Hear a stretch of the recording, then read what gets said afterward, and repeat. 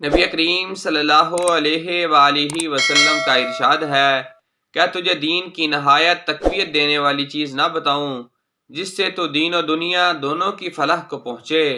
وہ اللہ تعالیٰ کی یاد کرنے والی مجلس ہے،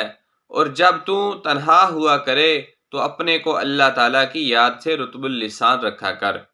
اس کی تحقیق بہت ضروری ہے کہ اہل اللہ کون لوگ ہیں۔ اہل اللہ کی پہچان اتباع سنت ہے کہ حق تعالی سبحانہ تقدس اپنے محبوب نبی کریم صلی اللہ علیہ وآلہ وسلم کو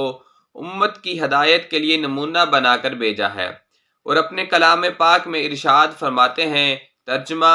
آپ فرما دیجئے کہ اگر تم خدائے تعالی سے محبت رکھتے ہیں تو تم لوگ میرے اتباع کرو، خدا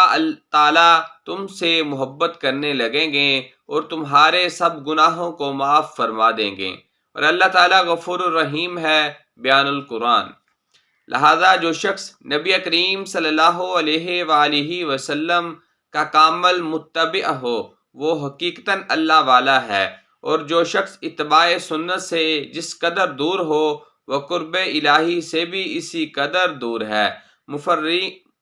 مفررین نے لکھا ہے کہ جو شخص اللہ تعالیٰ سے محبت کا دعویٰ کرے اور سنت رسول صلی اللہ علیہ وآلہ وسلم سے کی مخالفت کرے وہ جھوٹا ہے، اس لیے کہ قاعدے محبت اور قانون عشق ہے کہ جس سے کسی کو محبت ہوتی ہے اس کے گھر سے،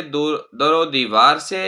صحن سے، باغ سے، حتیٰ کہ اس کے کتے سے، اس کے گدھے سے محبت ہوتی ہے۔